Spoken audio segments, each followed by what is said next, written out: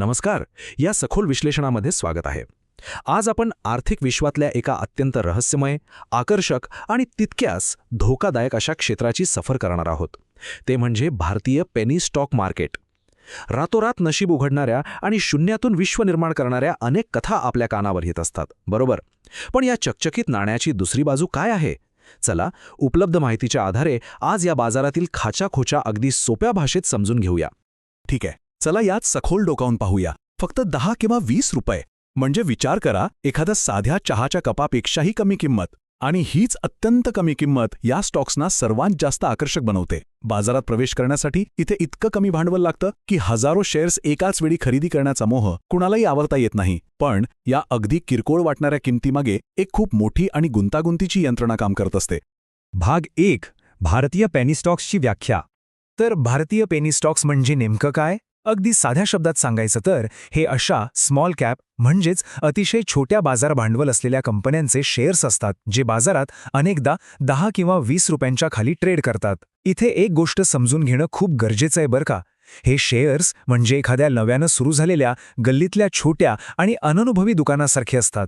त्यांची तुलना आपण एखाद्या मोठ्या प्रस्थापित मॉलशी अजिबात करू शकत नाही. ते स्वस्त आहेत याचा अर्थ ते मौल्यवान आहेतच असं नाही. बहुतांश वेळा या कंपन्या एकतर त्यांच्या व्यवसायाच्या अगदी सुरुवातीच्या टप्प्यात असतात किंवा मग एखाद्या मोठ्या आर्थिक संकटाचा सामना करत असतात. भाग 2. धोका आणि मोबदला यांचं संतुलन. आणि हे चित्र अगदी उत्तम प्रकारे स्पष्ट करतं की या बाजारात नेमकं कसलं द्वंद्व सुरू आहे. एका बाजूला जर या छोट्या कंपनीने खरोखरच यशस्वीरित्या प्रगती केली तर मिळणारा परतावा अक्षरशः अवाढव्य असू शकतो. पण जरा थांबा, तराजूच्या दुसऱ्या पारड्यात अत्यंत गंभीर आणि उच्च पातळीवरचे धोके दडलेले आहेत, जसं की बाजारातील प्रचंड अस्थिरता, मर्यादित तरलता आणि विश्वासार्ह माहितीचा पूर्णपणे अभाव. हा असा प्रवास आहे जिथे यशाचं शिखर जेवढं उंच आहे ना, तेवढीच अपयशाची दरी भयानक खोल आहे. भाग 3. बाजारातील प्रमुख आव्हाने. प्रत्यक्ष व्यवहारात या बाजारात अनेक गंभीर आव्हानांचा सामना करावा लागतो. सर्वात पहिलं आणि मोठं आव्हान म्हणजे कमी ट्रेडिंग व्हॉल्यूम. आता याचा अर्थ काय? तर जेव्हा हे शेअर्स विकायची वेळ येते तेव्हा खरेदीदारच नसतात.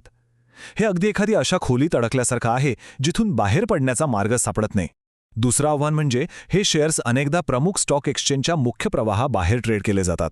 साहजिकच त्यांच्यावर नियमन किंवा कुणाचं लक्ष तुलनेने कमी असतं. आणि या सगळ्यावर कडी म्हणजे बाजारातील प्रचंड अस्थिरता. किमतींमध्ये इतक्या वेगाने आणि अनपेक्षितपणे बदल होतात की पाहता पाहता एकाच दिवसात मोठी रक्कम सहज गमावली जाऊ शकते.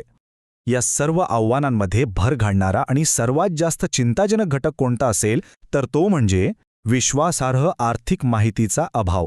या लहान कंपन्यांची नेमकी आर्थिक स्थिती काय आहे, त्यांचे ताळेबंद, त्यांच्या भविष्यातील योजना याची कोणतीही अचूक माहिती सहजासहजी उपलब्ध नसते. अशा परिस्थितीत गुंतवणूक करणं म्हणजे अक्षरशः डोळ्यांवर पट्टी बांधून अंधारात बाण मारण्यासारखंच आहे.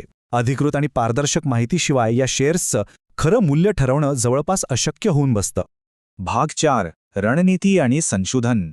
आता कोणतीही कृती करण्यापूर्वी एक सर्वात महत्त्वाचा आणि पहिला प्रश्न विचारणं गरजेचं आहे. गुंतवणुकीचा कालावधी किती आहे? म्हणजे त्वरित परतावा हवा आहे की दीर्घ काळासाठी होल्ड करण्याची तयारी आहे?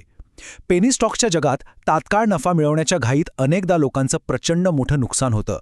हा एकच प्रश्न खऱ्या अर्थाने संपूर्ण गुंतवणुकीची दिशा आणि पुढची रणनीती ठरवत असतो. चला तर मग पुढे जाऊया आणि पाहूया हे कसं विकसित होतं. कोणतंही भांडवल गुंतवण्यापूर्वी 3 अत्यंत अनिवार्य पावलं उचलणं मस्ट आहे. पहिलं पाऊल, कंपनीचं आर्थिक आरोग्य आणि त्यांच्या भविष्यातील संभावना बारकाईने तपासणं. दुसरं, केवळ कोणीतरी सांगितलंय किंवा बाजारातल्या अफवांवर विसंबून न राहता स्वतः सखोल संशोधन करणं. आणि तिसरं, जे कदाचित सर्वात महत्त्वाचं आहे, स्वतःची जोखीम घेण्याची क्षमता ओळखणं.